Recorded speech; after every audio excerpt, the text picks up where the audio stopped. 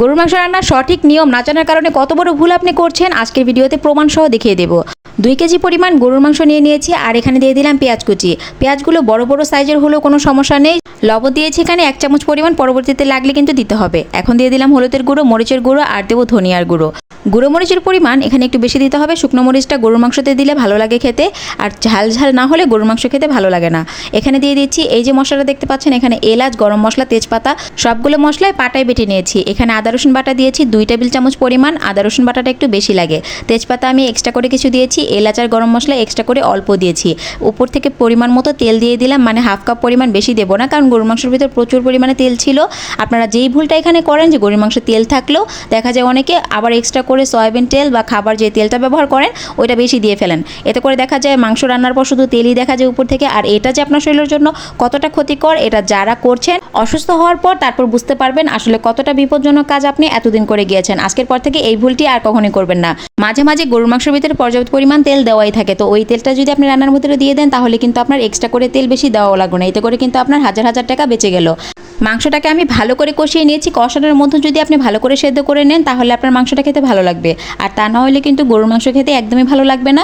কষানোর আগে যদি পানিটা অ্যাড করে দেন রান্নার জন্য তাহলে মাংসটা খেতে পানসে পানসে লাগবে। তো আমি আগে ভালো করে কষিয়ে নেব, ঢেকে রেখে দিলাম। 40 মিনিটের মতো আমি মাংসটাকে কুক করে নিয়েছি। তো আমার মাংসটা কিন্তু কষানো হয়ে গিয়েছে, দেখতে পাচ্ছেন মশলাটা গায়ে গিয়ে লেগে গিয়েছে। তো এই কষা মাংস খেতে কার কার ভালো লাগে প্লিজ একটু জানিয়ে যাবেন। আমার কিন্তু কষা মাংসটাই খেতে বেশি ভালো লাগে রান্নার চাইতে। তো এখন কিন্তু আমি উপর থেকে পানি দিয়ে দেবো আর পর্যাপ্ত পরিমাণ পানি অ্যাড করবো, যেহেতু হাড় আছে। গরুর মাংস যদি হাড় থাকে সেক্ষেত্রে পানিটা একটু বেশি দিতে হয়। হাড় ছাড়া মাংস সেদ্ধ হতে বেশি সময় লাগে না, কষানোর সময় কিন্তু সেদ্ধ হয়ে যায়। তো আমি কিছুটা আলু অ্যাড করলাম বাচ্চাদের জন্য। বাচ্চারা মাংস চাইতে আলুই বেশি পছন্দ করে, তাদের জন্য কয়েকটা আলু অ্যাড করলাম। আর এখন কিন্তু আমি পানি দিয়ে তারপর ঢেকে রাখবো। এখন আমি পানি দিয়ে ঢেকে রাখবো আর তারপর সেদ্ধ হওয়ার জন্য অপেক্ষা করব।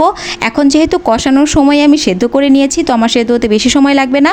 এই তো 20 থেকে 25 মিনিটের মতো কিন্তু আমার রান্না করলেই হয়ে যাবে। আর আমি ভালোই পানি অ্যাড করেছি মোটামুটি হাড্ডিগুলো সেদ্ধ হওয়ার জন্য। একটু আমার পানিটা বেশি দিতে হয়েছে। তো ঢেকে রাখার পর দেখুন বলক চলে এসেছে। এই পর্যায়ে আমি সব কিছু একদম চেক করে নেব, লবণটাও টেস্ট করে দেখবো আসলে কতটুকু হয়েছে। যদি লাগে তাহলে দেবো, না লাগলে তো দেবো না। মাংসটা কিন্তু আমার কুক হয়ে যাবে আর মাত্র 10 থেকে 15 মিনিট জাল করার পরে কিন্তু আমার মাংসটা পুরোপুরি হয়ে যাবে। এখনই কিন্তু সেদ্ধ হয়ে গিয়েছে। উপরে যে পানিটা দেখছেন এই ঝোলটাকে শুকানোর জন্য আমার আরও 10 মিনিট সময় লাগবে। জালটাকে একদম বাড়িয়ে দেবো আমার এই ঝোলটা শুকানোর জন্য। তো এখন কিন্তু আমি মাংসটাকে ঢেকে তারপর জাল করব।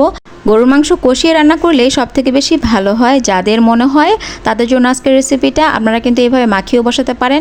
এভাবে বসালে আমার কাছে গরুর মাংসটা বেস্ট লাগে, খেতে খুব ভালো লাগে আর সময়ও খুব কম লাগে। রান্না যদি সহজ না হয় তাহলে কিন্তু ওই রান্নাটা করতে ইচ্ছাই করে না, ওইটার কাছে যেতেও ইচ্ছা করে না। তো সহজ সহজ রেসিপি পেতে আমার ইউটিউব চ্যানেল থেকে দেখে থাকলে সাবস্ক্রাইব করে পাশে থাকবেন।